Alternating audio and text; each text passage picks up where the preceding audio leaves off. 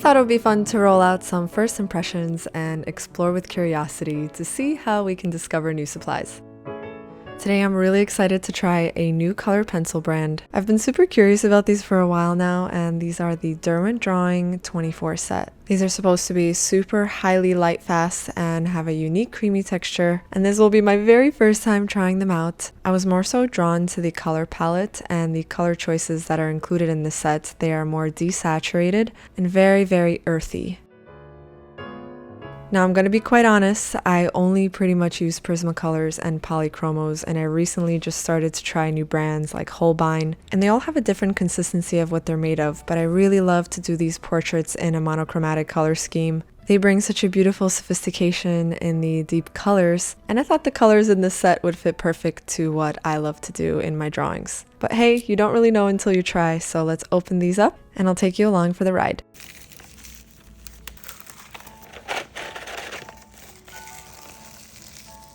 Okay, is there anything more satisfying than opening a new art supply?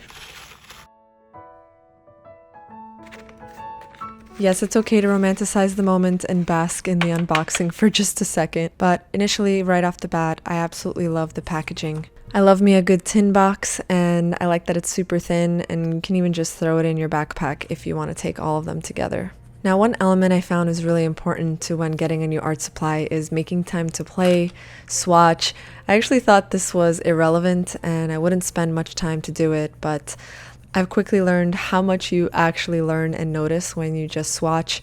And if we really think about it, how can we create an artwork if we don't even know what the colors look like before testing them out on paper? Funnily enough, the first thing that goes through my head when I take a new art supply in my hand is just how it feels when I'm holding it and begin drawing. Everybody has a different grip, and the way you draw and hold your pencil, everybody has their own way. But comparing it to the other pencils that I have, it's definitely a heavier, more thicker pencil, so it just definitely varied on how I had a grip on it. And at first it was a little bit funny to hold because I just wasn't used to. It felt just a bit thicker, but like anything new and unfamiliar, it's going to feel a little different at first. But I do have a feeling that it may grow on me as I continue to swatch. It's a bit hard to see on camera, but the first color I swatched was the Chinese white, and then I swatched over the cool gray, which is a very beautiful lighter gray, perfect to start some sketches with. The warm gray felt as light as the cool gray, just a warmer tone. And as soon as I started swatching the ivory black, this one just felt so creamy and bold.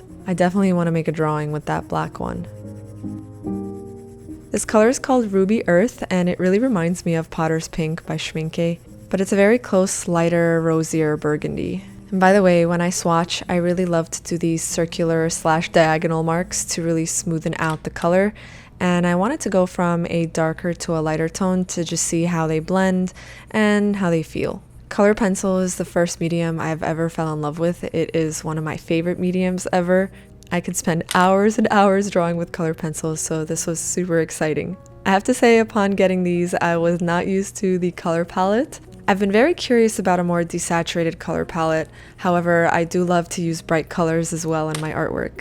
As time goes on though, I find an elegance in this color palette, and I find an elegance in a more desaturated, beautiful, like earthy tone. I myself love wearing browns and just brown tones. This is like a season of browns for me for some reason. But you know, things change with season and with our mood. The terracotta swatch was a gorgeous, lighter, more warmer brown, a bit orange, and then the Venetian red, just a darker, more warmer brown. Immediately when I swatched this sanguine color, it just struck me as like love at first sight. It was just the perfect shade of orangish brown to do a sketch with. Oh, it's just delicious. And this one right beside it is just a tiny shade darker, a slightly bit more desaturated, and it's called a Mars Orange. A classic warmer sepia color right beside, and this last row is kind of like a beautiful, deep, chocolatey, orangish, brown, earthy color set. I love this row. And this is basically half the set so far, 12 colors down. And we're moving into a yellow ochre that Derwent Drawing calls this one. I found it to be a little lighter, more like a Naples yellow, but still a very beautiful golden ochre color. And as I was swatching more and more, I noticed how creamy they were and how beautifully they laid down on the paper. But I also noticed that some colors require just a bit more pressure, just ever so slightly, and that's only natural due to the pigment properties. Some definitely just almost required no pressure, and some just a little bit more than the others. And I didn't really sharpen these, I just kind of took them out of the box and went for it. But perhaps if I do a test drawing, I may want to sharpen them, kind of have a longer sharpen point. And when I go about my drawings, sometimes I actually want a more dull point in my pencils to do a little bit more blending. But if I want more details and I want to get a sharper line, I'll go ahead and sharpen the pencil. Yep, just a little extra tip and the things running through my mind. The warm yellows were a perfect like brown ochres right above the greens, and this row that I'm completing right under the yellows was just a beautiful desaturated lighter greens, just super earthy, more olivey colors, and I definitely see myself doing some gesture drawings with these greens. Yeah, these are just so beautifully, just together they look fantastic. I love them. Okay, so these next few seem to be like cooler blues. This one's called Smoke Blue. It is just exquisite. And I love me a deep, darker blue, which this one is called Ink Blue. And I haven't found a replacement for my Prismacolor Indigo, but this looks like a lovely match. It's deeper, but slightly more desaturated. And last but not least, Derwent added this little peachy, lovely, sweet color, which looks great next to the blues. And it definitely sparked a little inspiration to trying the peach and the blue together in a sketch. And here we are. Wow, absolutely love this collection of swatches and this color palette.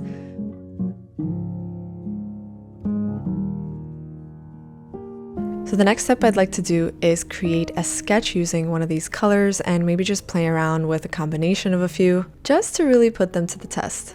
But so far, I absolutely love the warm browns, reds, diluted yellows, greens, and the lovely blues. When getting a new supply or set, I actually like to study the names of the colors because they help me when I'm creating drawings and I'm not searching too much for them. And I also spent some time with my helper to label them, and it's so funny because she was watching every little one. By the way, this video is not sponsored by Derwent, and these are my honest opinions. However, this video is sponsored by Squarespace. You may be familiar with the way I've built my website, but believe it or not, I did it all on my own, with the help, of course, of Squarespace's awesome features like their award-winning templates. And the best part is once you set it up on your computer, after looking at my analytics, most of the viewers actually get on their mobile devices, and guess what? It doesn't lose any quality and looks beautifully displayed. And that's quite important nowadays. Oh, and by the way, just as we swatched out the colors, if you like any of the colors that you ever swatch, you can create a custom branding color palette on your website through Squarespace. So while you're swatching your art supplies, you can actually be inspired by a branding color palette. Give it a try by going to squarespace.com, and when you're ready to launch, head over to squarespace.com/JessCarp for 10% off your first purchase of a website or domain. Okay, now that the swatches are done, let's try to pick a color to do a monochromatic sketch like I really love to do. I really like this Mars Violet. What do you think, Tilda? But I just can't get over how much I love the sanguine color. And I asked my studio assistant and she approves. I was also really drawn to the greens, but maybe I can do them in a little gesture sketches after. Certain colors can inspire certain types of compositions and color pages. But let's start with this one and get it going.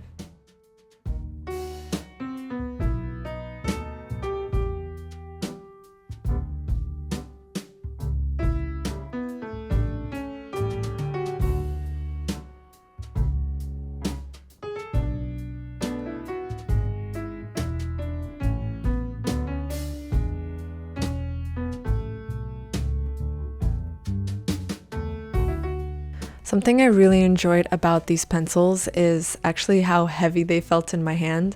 Not necessarily super heavy, but it allowed me to press lightly on the pencil at first and just get nice movement in, and it felt like a nice sturdy hold. So I guess it did grow on me as I started drawing more and more. And it's a bit hard to explain over voice, but if you hold different pencils together, you'll be able to feel the difference. Depending on the mark that I wanted to make actually depended on the amount of times I wanted to sharpen the pencil. And starting off with a really lighter mark, I actually noticed the more I would layer the pencil and press a little harder, the color would appear darker, and I really enjoyed that variety when doing this sketch.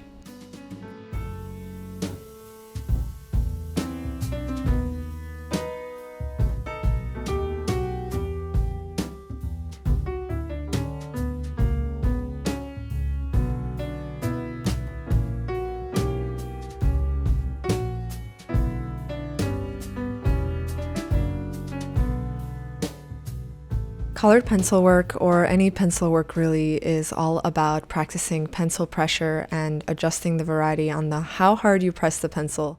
These did a really great job. I was very pleasantly surprised. It was really interesting to notice how a different brand, and using the same technique that I always do. I've done a few videos of a real-time portrait demo using this technique. This is kind of how I like to draw some of my portraits and ways I like to experiment, push shapes, but also create a language between the lines and the variety created.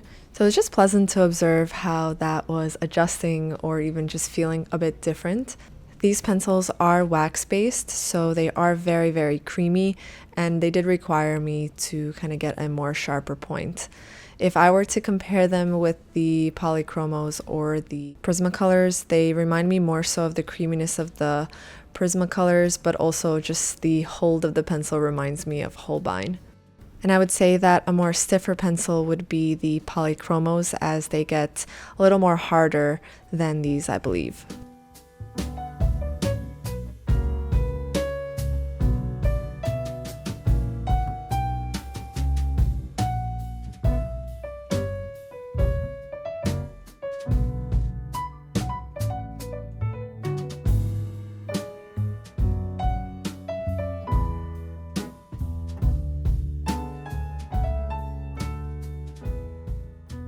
I was really loving how the sketch was coming out, and now I have a little series going of these portraits. I definitely see myself using these pencils and just taking them on the go. I really love the color palette for that as well.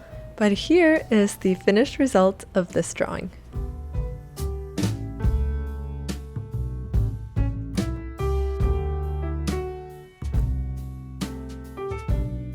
Of course, many more experiments and trial and error needs to be conducted, so I actually went out and put up a post on my story on Instagram, and I asked you guys what questions you have about these or when trying out a new brand or supply and how I can help.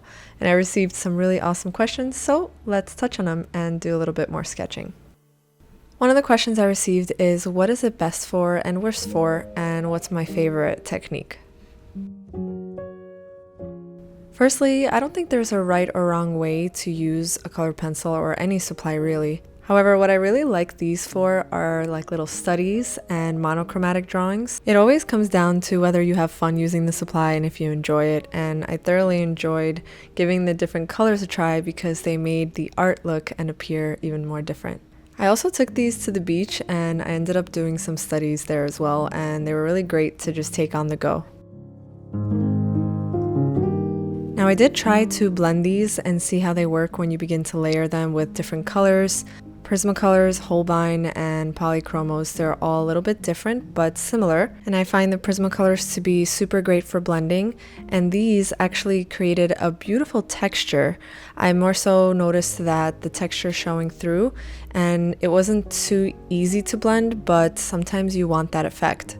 I even enjoyed the layered look when you don't press so hard, but if you actually wanted to press hard and have them blend and be creamy, that would just basically be a different approach and technique, which you can also vary throughout your drawings. I also tried a method instead of blending together to add it on top, and that worked lovely, but I do think layering these very lightly on top of one another work best. Next question I received is how easily they are to sharpen and are they brittle? I find that the sharpener use is important for the pencils we use as well. Sometimes I'll sharpen them with an X-Acto knife to have a long point, but the sharpener has never failed me. You can get a longer point and you can also get a shorter point. So depending on the technique that I like to use, Sometimes I'll use the second sharpener and it creates a little more of a shorter point. This allows me to press harder on the pencil without it breaking so much, as you can see the difference here. I do really like using a longer point for drawing purposes. So shorter for more blending and pressing hard, and longer for like drawings and building up the layers slowly one by one.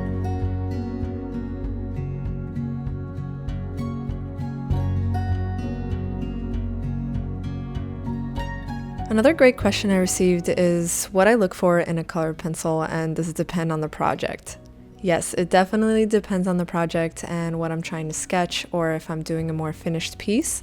But also oftentimes if I like the color and it's matching whatever I'm doing, or if I'm grabbing things as I'm finishing an illustration, I'll just grab whatever color or brand that I feel will fit that project best. It also comes down to the way I feel holding and using it, and every brand has a completely different color palette, so it will really be more so as to the colors that I need to match to whatever I'm drawing. I also really like sketching with colored pencils, so for those I'll take more of a harder pencil or oil-based. These are definitely more creamy, which makes them wax-based, but they feel super high-end and super beautiful quality. I can definitely confirm that they feel of professional quality, but hey, I actually love drawing with cheap supplies also. At times, I prefer it. I guess it just depends on the moment and the mood. I found that these pencils work beautifully to start with a very light drawing, and that creates beautiful movement, especially when I started to do these gestures. And it's quite easy to layer them and press harder. But as I mentioned in the beginning of the video, some of the colors were a little bit more sensitive into you barely need to press the color and the pigment is just exploding. And others I just had to press just a tiny bit darker, but they're highly pigmented and they lay down very smooth and easy. It's actually pretty easy to control as well. This ivory black pencil I was very excited to try a sketch with, and it ended up looking like a graphite or a charcoal when I started to do the drawing. But this pencil was definitely very sensitive and I loved the way the sketches came out. So I definitely love the monochromatic, more desaturated color palettes. But I will also do some practice sketches and some studies where I'm doing super bright colors as well. I also intend to use these pencils for little landscape studies on the go. As far as how they interact with other mediums, I've not yet tried out other mediums, but I do hope and I'm excited to. Both the wax-based and oil-based pencils will work beautifully over watercolor or gouache, but lately I've just been loving how they work and stand on their own.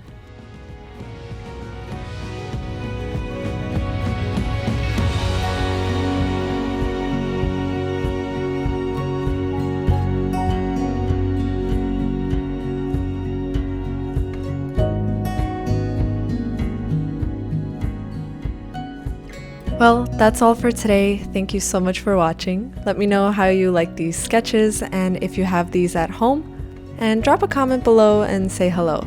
Thanks so much for being here, and thanks so much for watching. This real-time portrait demo is up on the screen in case you want to keep on watching, and I'll catch you next time.